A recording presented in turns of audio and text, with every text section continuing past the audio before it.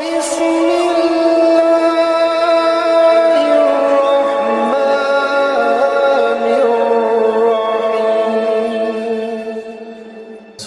banyak belajar, semakin tahu diri bodoh. Dan belajar itu menjadi fardu ainin, faridah setiap muslim dan muslimah. Apalagi mempelajari bagaimana kita bisa dan mampu mendekatkan diri kita kepada Allah Subhanahu wa taala.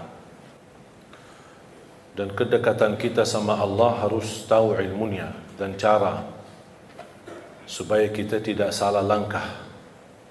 Dan alhamdulillah Islam merupakan agama yang sempurna, yang sudah jelas segala arahannya untuk kehidupan kita.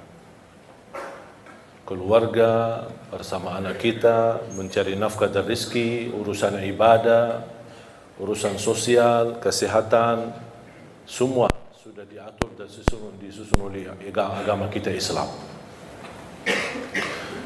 Yang perlu kita perhatikan adalah Al-Quran. Man arada ad-dunya fa'alayhi bil-Quran, wa man arada al-akhirah fa'alayhi bil-Quran, wa man arada ad-dunya wal-akhirah fa'alayhi bil-Quran. Barang siapa yang ingin dunia, jagalah Al-Quran. Barang siapa yang ingin akhirat, jagalah Al-Quran. Barang siapa yang ingin dua-duanya, dunia dan akhirat, jagalah Al-Quran. Cukup kemuliaan Al-Quran itu merupakan keberkahan bagi kita, bahkan kita termasuk orang yang mulia di sisi Allah Subhanahu wa taala. Sebagaimana bersabda Rasulullah sallallahu alaihi wasallam, khairukum man ta'allama al-Qur'ana wa 'allama. Sebaik-baik antara kamu yang mempelajari Al-Quran dan mengajarnya. Kalau anda ingin menjadi orang yang sebaik-baik yang disebut oleh Rasulullah SAW, sebaik-baik manusia, sebaik-baik antara kalian, jagalah Al-Quran.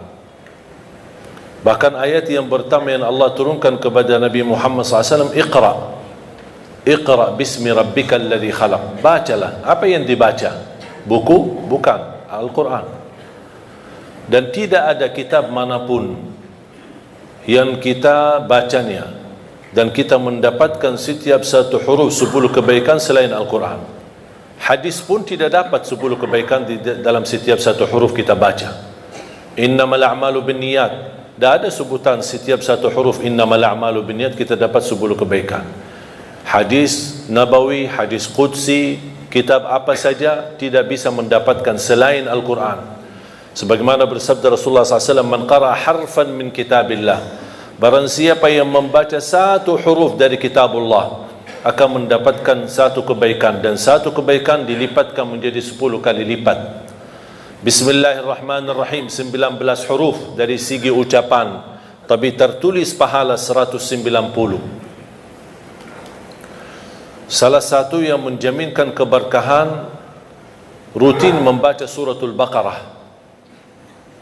Dan ini menurut saya termasuk salah satu sunnah yang cukup kehilangan di tengah umat. Jarang sekali ada orang yang bisa istiqamah membaca suratul Baqarah. Padahal kalau kita baca suratul Baqarah secara rutin dan bacaan kita standar, cukup lancar, saya tidak terlalu lancar tapi cukup lancar, standar, insyaAllah 1 jam kita tuntas selesai suratul Baqarah.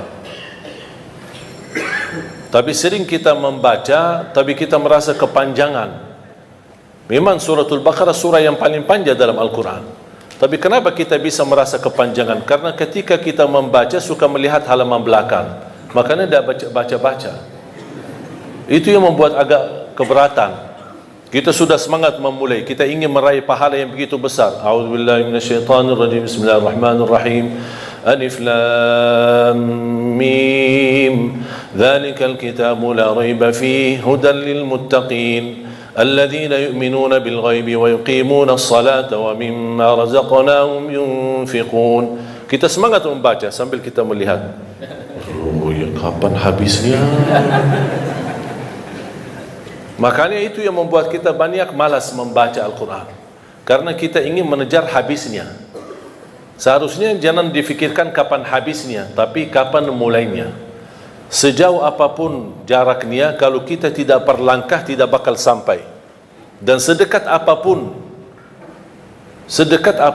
kalau kita tidak berlangkah sama sekali tidak bakal sampai. Tapi sejauh apapun langkah kita, jarak kita, tapi kalau kita berlangkah walaupun satu, insya-Allah bakal sampai. Begitu juga Al-Quran. Makanya kalau kita baca, saya nasihatkan, jangan coba-coba buka halaman belakang. Jangan coba-coba pindahkan halamannya, kecuali kalau sudah selesai halaman tersebut baru pindah. Tapi jangan hanya sebatas mau melihat, jangan. Karena itu usaha dari syaitan. Syaitan mengajak kita lihat. Buat apa lihat? Ya lihat kan, mau tahu targetmu baca berapa. Oh gitu ya. Begitu kita baca, oh lumayan banyak. Datang syaitan di situ membuat kita berat. Padahal kita semangat, tapi sifat manusia ingin menuntaskan sesuatu dengan cepat, tidak mau lambat-lambat. Apalagi kita orang Indonesia, paling suka mudah, enak, mudah diamalkan, mudah dihafal, dan cepat diamalkan, dan insya Allah masuk surga. Itu prinsip orang Indonesia.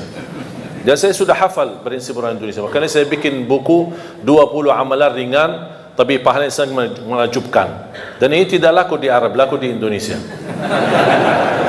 Karena sudah tahu karakter orang Indonesia. Orang Indonesia tidak suka yang ribet, tidak suka yang susah. Mau yang mudah diingat, mudah dihafal, mudah diamalkan, dan masuk surga. Itu kita.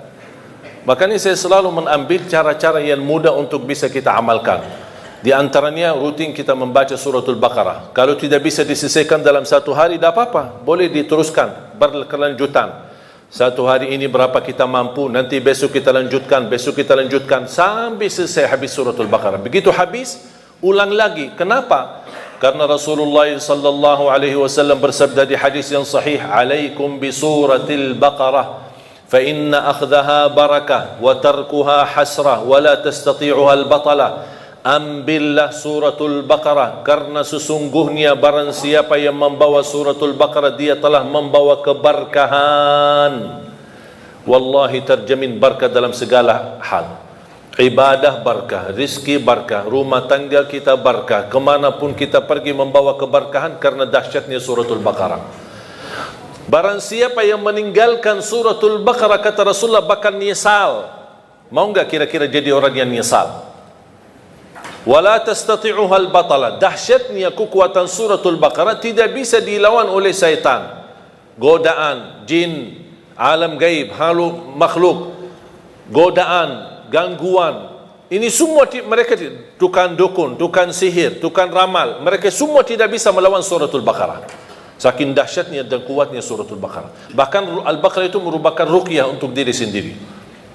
Jangankan suratul Baqarah sendiri mulia, satu ayat di dalam suratul Baqarah, ayat kursi, satu ayat, sebagaimana bersabda Rasulullah SAW, "Man qara'a ayat al-kursi dubura kulli salatin laysa bainahu wa bainal jannati illa an yamut."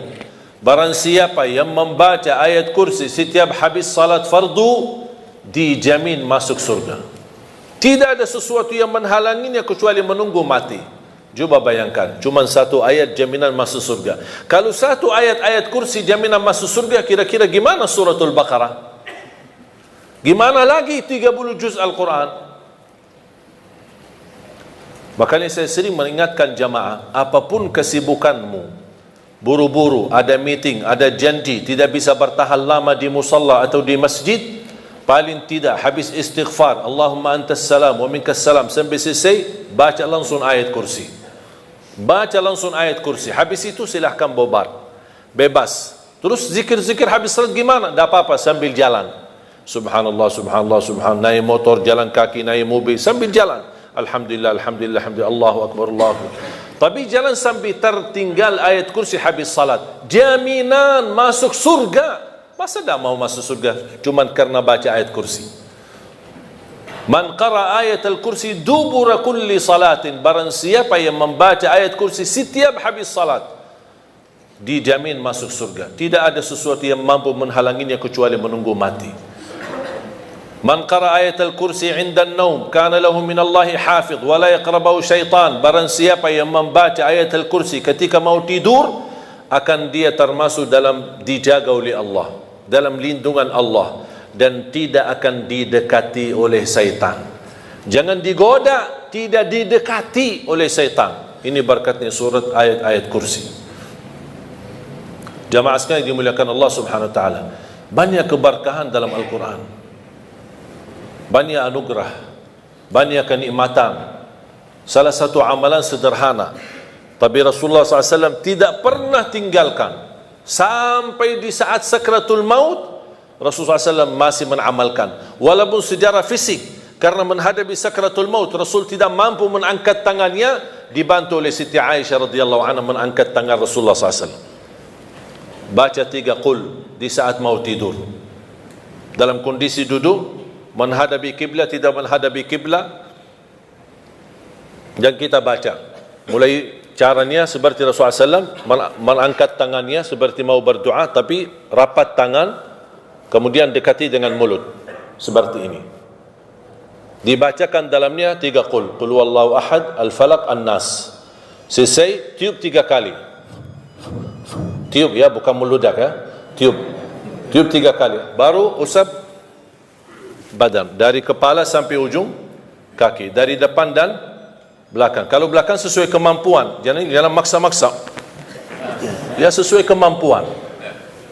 Kemudian habis selesai diulang lagi seperti ini. Baca qul huwallahu ahad, al-falaq, an-nas, kemudian tiup 3 kali. Kemudian usap badan dari kepala sampai ujung kaki. Sampai 3 kali.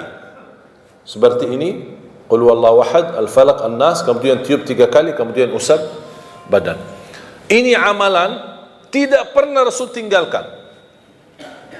Sampai di sakratul maut, sudah menghadapi kematian, datangnya malaikatul maut, Rasul sudah secara fisik tidak mampu angkat tangan, saking begitu berat sakratul maut. Siti Aisyah yang temenin, Siti Aisyah mengangkat tangannya, Siti Aisyah yang mendekati tangan Rasulullah SAW dekat mulutnya Siti Aisyah. Siti Aisyah bacakan, kemudian tiup Siti Aisyah di tangan Rasulullah SAW, kemudian dia menggerakkan tangan Rasulullah SAW untuk usap badan Rasul sendiri. Kata Aisyah radhiyallahu anha, karena tangan Rasulullah jauh lebih berkah daripada tanganku, makanya Siti Aisyah menggunakan tangan Nabi Muhammad SAW. Boleh kita berarti dalam contoh ini, kalau kita punya anak-anak sudah tidur duluan, kita boleh bacakan sambil tiup tangan kita, kemudian usap badan anak-anak kita. Wallahi amal itu dahsyat. Gangguan, sihir, hasud, mata orang, dengki, macam-macam orang yang mau menyakiti kita, insya Allah dalam lindungan Allah Subhanahu wa ta'ala. Disumbuhkan dari segala penyakit rohani maupun jasmani. Dan ini disunnahkan setiap waktu mau tidur di malam hari. Berarti subhanallah, setiap kita ada ikatan sama Al-Quran, selalu kita akan dijaga oleh Allah Subhanahu wa ta'ala. Bapak ibu jamaah sekalian, tugas kita cuma satu, berkenan temani Al-Quran di dunia. Berkenan temani Al-Quran di dunia, berteman sama Al-Quran di dunia. Itu hanya tugas kita, itu aja. Tahu enggak apa yang akan dibalas oleh Al-Quran? Kalau kita berkenan berteman sama Al-Quran di dunia, Al-Quran akan balas bukan hanya satu, tapi banyak sekali. Al-Quran akan berkenan temani kita di dunia. Al-Quran akan berkenan temani kita saat sakratul maut. Al-Quran akan berkenan temani kita saat kita di alam kubur, hayat barzakh, sendirian. Al-Quran akan temani kita saat menghadapi munkar nakir. Al-Quran akan temani kita saat dibangkitkan oleh Allah Subhanahu wa ta'ala. Al-Quran akan temani kita saat dihisab. Al-Quran akan temani kita saat jalan di atas sirat menuju surga. Apakah begitu sampai ke pintu surga Al-Quran melepaskan? Tidak. Al-Quran masih berkenan temani kita sampai masuk surga. Apakah begitu masuk surga Al-Quran meninggalkan? Tidak. Masih Al-Quran bersama kita sampai naik ke derajat yang tertinggi di dalam surga Allah. Kata Rasulullah sallallahu alaihi wasallam, yuqalu liqari al-Quran, iqra warqa warattil kama kunta turattilu fid dunya fa inna manzilataka 'inda akhir ayatin taqra'uha. Sebagaimana kata Rasulullah SAW, nanti ahlul Quran di dalam surga disuruh baca, naik, baca, naik, dan tertil sebagaimana kamu tertil di dunia, karena posisimu di mana kamu berhenti baca, itulah derajatmu di dalam surga Allah Subhanahu wa taala. Kata Siti Aisyah radhiyallahu anha, عدد درجات الجنة بعدد آية القرآن فليس في أهل الجنة أعلى درجة من أهل القرآن. Jumlah tingkatan dalam surga Allah sesuai jumlah ayat Al-Quran. Oleh karena itu tidak ada yang lebih tinggi di dalam surga Allah daripada Ahlul Quran. Coba bayangkan, tidak ada sesuatu amalan yang bisa menemani kita di dunia sampai akhirat, bahkan sampai menuju surga selain Al-Quran. Banyak amalan yang lain, sedekah, puasa, salat, ada manfaatnya. Tapi yang berteman kita, menemani kita, bersama kita sampai ke surga, bahkan di dalam surga, masih membawa kita naik ke derajat yang tertinggi, itu Quran. Makanya fantas kita memberikan perhatian sama Al-Quran. Yang aku heran, banyak orang Muslim tapi tidak mampu khatam Al-Quran. Bertahun-tahun berlalu tapi tidak khatam Al-Quran sama sekali. Saya kaget ketika saya diundang di salah satu acara syukuran. Kenapa acara syukuran? Karena ada seorang anak yang sudah khatam Al-Quran. Dan begitu saya hadir, saya fikir kalau bahasa khatam Al-Quran di kota kita di Madinah, saya ingat waktu kita di Madinah, kalau kita bilang khatam Al-Quran berarti sudah hafal. Jadi saya diundang acara syukuran, katanya ini anak saya khatam Quran. Subhanallah, Masya Allah. Begitu saya mau tes, kayaknya Ustaz salah faham. Ini kenapa? Oh, kami biasa ada budaya kalau kita khatam satu kali seumur hidup bikin acara syukuran. Oh, seumur hidup bikin acara syukuran. Masya Allah. Bukan Masya Allah, na'udzubillah. Kok berarti diajarkan, ditanamkan kepada anak kita cukup seumur hidup satu kali khatam Al-Quran. Padahal Rasulullah SAW menajarkan kita minimal setiap bulan satu kali. Kalau Rasulullah SAW punya kebiasaan setiap minggu satu kali. Ada sebagian sahabat 3 malam satu kali. Uthman bin Affan setiap malam satu kali. Saya punya guru pagi hari 10 juz sampai siang hari baca. 10 juz yang sudah dibaca di pagi hari dia dipakai di dalam salat tahajudnya malam hari. Besoknya 10 juz yang kedua dibaca di pagi dan siang hari. Malamnya dipakai untuk salat tahajudnya. Hari ketiganya 10 juz yang terakhir juga di malam hari digunakan untuk salat tahajudnya. Berarti dia dalam 3 hari khatam 2 kali. Dalam baca siang hari dan juga salat tahajud malam hari. Pertanyaan saya, Bapak Ibu sudah berapa kali khatam Quran? Ada seorang ulama ketika menghadapi sakratul maut, istrinya menangis. Kata suaminya, jangan sedih, aku sudah berhasil menghatam Al-Quran di rumahku sendiri 5.000 kali. Imam Syafi'i setiap Ramadan khatam 2 kali dalam setiap hari, 60 kali dalam satu Ramadan.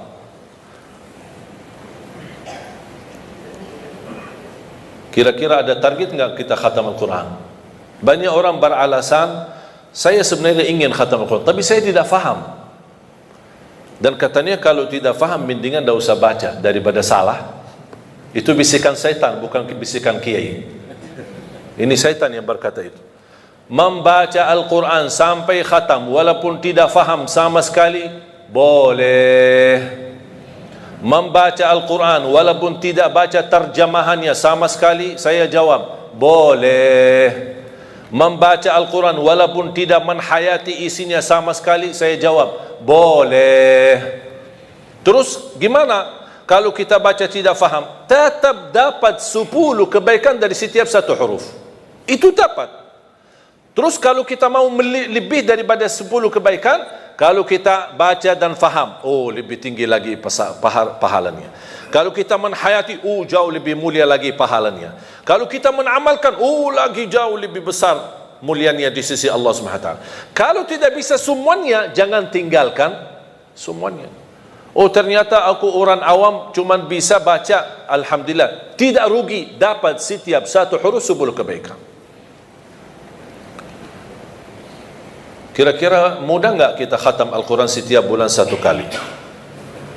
Kira-kira mudah enggak?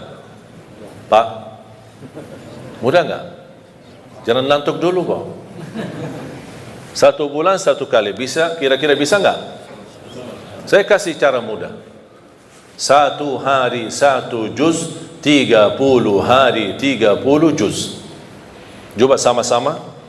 Satu hari satu juz, 30 hari 30 juz. Lagi? Satu hari satu juz, 30 hari 30 juz. Lagi? Satu hari satu juz, 30 hari 30 juz. enteng kan? Enteng banget. Lagi banget lagi. Mudah sekali, tidak sulit. Tahu nggak Bapak Ibu kita butuh berapa lama untuk khatam satu kali? Pernah nggak Anda coba? Saya pernah coba. Pakai HP dan timer.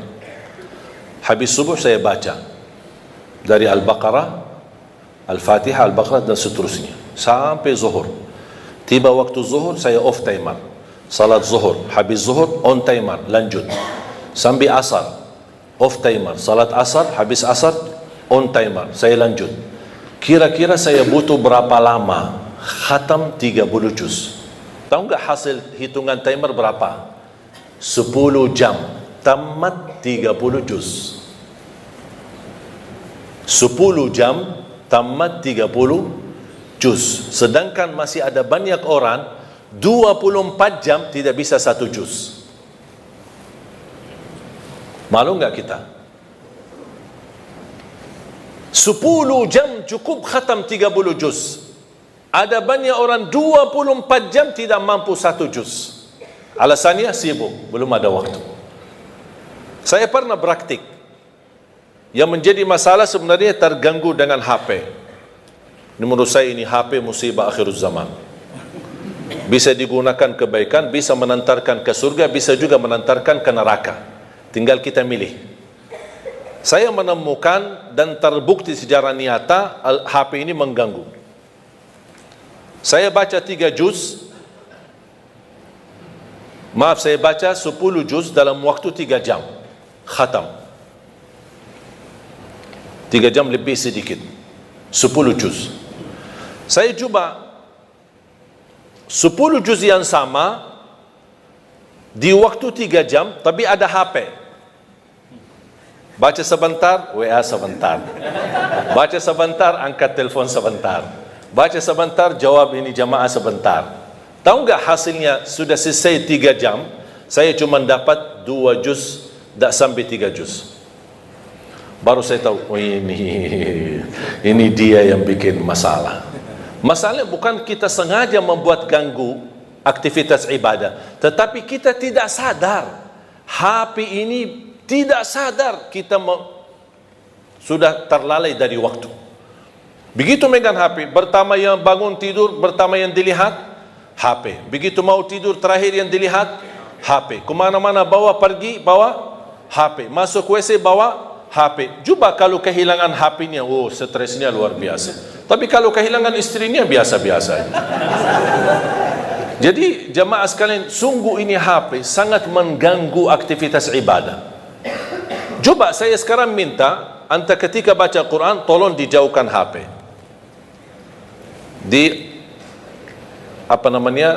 Off atau di silent, atau bisa di off-kan atau dimatikan. Kalau bisa dikuburkan sekalian. Ya, biar ada. Coba antum coba sendiri. Wallahi bakal berhasil khatam Al-Quran dengan mudah. Jangan ada gangguan. Coba lihat.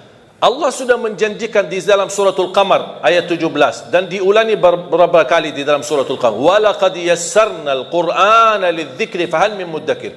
Kami telah memudahkan Al-Quran untuk dipelajari. Siapa yang mau? Dan saya selalu berkata sama jamaah, bukan jamaah tidak bisa, tapi belum mau. Karena Allah berkata, siapa yang mau, bukan siapa yang bisa. Berarti kalau mau, pasti bisa. Kalau mau, pasti dapat janji Allah, kemudahan. Kami telah memudahkan Al-Quran untuk dipelajari. Jangankan dipelajari, bahkan bisa hafal, bahkan bisa insyaAllah menjadi ahlu Quran dunia dan akhirat. Ada seorang peserta di acara Hafiz Indonesia. Bapak Ibu suka nonton acara Hafiz Indonesia? Ada salah satu peserta namanya Kaila. Ingat gak Kaila? Ada Kaila sama Aila. Tahu gak Kaila itu bagaimana? Fisiknya apa? orang buta. Saya pernah tanya sama dia, Kaila setiap hari berapa juz baca? 5 sampai 7 juz setiap hari. Dia buta. Saya langsung berkata, Kaila ini kan cukup berat dan cukup banyak. Kamu kan cukup ada alasan yang kuat di hadapan Allah. Bilang aja sama Allah, mohon maaf ya Allah, saya orang buta, tidak bisa baca Quran. Itu kan alasan, pasti Allah terima alasanmu. Apa kata beliau? Coba, seorang anak usia 8 tahun, coba jawabannya seperti apa? Dia berkata, saya malu sama Allah menjadikan buta saya alasan tidak baca Quran. Kira-kira alasan kita apa? Apa yang kita mau bilang sama Allah? Wallahi jamaah sekalian, kalau anda ingin kekayaan, kenikmatan, kebahagiaan, kelancaran, kemudahan, makmurnya rumah tangga, anak salih salihah dan keberkahannya luar, wallahi Al-Quran. Kuncinya Al-Quran. Jagalah Al-Quran, perhatikan Al-Quran. Segala aktivitas Al-Quran. Sedekahnya pun untuk program Al-Quran. Di mana ada program, misal di PT ini, di Indosat ini ada program Al-Quran, ayo dukun program Al-Quran, dukun program tahfiznya. Kenapa? Wallahi berkahnya luar biasa. Dan segala aktivitas program Al-Quran di sini atau dimanapun yang anda dukun, yang anda sedekahin, yang anda nafkahin, yang anda bina dan pimpin, insyaAllah keberkahannya menalir sampai hari kiamat. Walaupun kita meninggal dunia, selama program ini masih jalan, anak-anak masih ngaji, Allah berikan pahalanya sampai hari kiamat. Coba bayangkan karunia Allah Subhanahu wa taala. Makanya saya selalu berkata, kalau anda tidak berhasil menjadi penghafal Al-Quran, jangan gagalkan anakmu. Kalau itu pun tidak berhasil, jangan gagalkan hartamu membina program Al-Quran. Supaya apa? Supaya hari kiamat kita datang, dari segi harta kita berkata, ya Allah, mohon maaf saya tidak bisa menjadi penghafal Al-Quran, saya tidak bisa jadikan anakku penghafal Al-Quran, tapi hartaku jadi saksi baik untuk Al-Quran. Mudah-mudahan kita bergabung bersama Ahlul Quran di akhirat. Amin. Makanya jamaah sekalian, tidak ada yang rugi sama Al-Quran. Saya titip terakhir amalan mudah untuk khatam Al-Quran. Tadi sudah saya kasih langkah pertama, 1 hari 1 juz, 30 hari 30 juz. Kira-kira mau nggak ya lebih mudah? Hah? Boleh? Ya, kalau orang Indonesia ditawarkan pasti mau. Selama masih ada yang lebih mudah, boleh. Saya kasih yang lebih mudah. Setiap waktu salat, kan ada salat 5 waktu kan? Setiap waktu salat baca 4 halaman. 4 halaman saja. 4 halaman berarti berapa lembar? 2. 4 halaman subuh, 4 halaman zuhur, 4 halaman asar, 4 halaman maghrib, 4 halaman isya. 4 halaman kali 5 berapa? 20. Quran seperti Quran Madinah atau seperti Quran Syamil, dan sudah banyak di Indonesia yang sama bentuknya sama seperti yang di Arab, itu sudah diratakan setiap 1 juz 20 halaman. Berarti kalau setiap salat 4 halaman anda sudah khatam, habis isya sudah khatam 1 juz. Jadi membaca 1 juz tidak harus sekaligus, bisa dibagi-bagi. Kira-kira cocok? Siap? Atau masih berat 4 halaman? Hah? Kira-kira masih mau lebih mudah lagi? Masih? Akan masih. Mau kan? Saya kasih lebih mudah lagi. 2 halaman sebelum salat, 2 halaman sesudah salat. Cocok? Kenapa 2 halaman? Datang, biasa saya tahu orang Indonesia, apalagi kalau hari kerja kan suka datang lebih awal, ada yang suka. Udah, daripada nongkrong di luar tidak jelas apa, ambil air wudu, datang tahiyatul masjid, duduk sebelum sambil menunggu azan 10 menit 15 menit sudah selesai 2 halaman. Begitu habis salat sebelum bubar 2 halaman. Asal jangan bawa HP. Kalau sudah mulai megang HP, oh itu sudah terganggu. Akhirnya tidak melur waktunya, tidak bisa istiqamah. Cocok? Siap? Saya tidak akan tanya bisa, karena saya yakin bisa. Yang saya tanya mau atau tidak. Kalau mau pasti bisa. Mau lebih mudah lagi?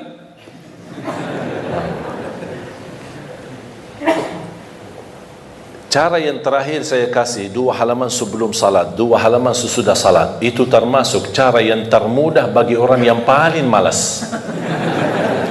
Kalau itu sudah tidak bisa, saya angkat tangan. Inna lillahi wa inna ilaihi raji'un.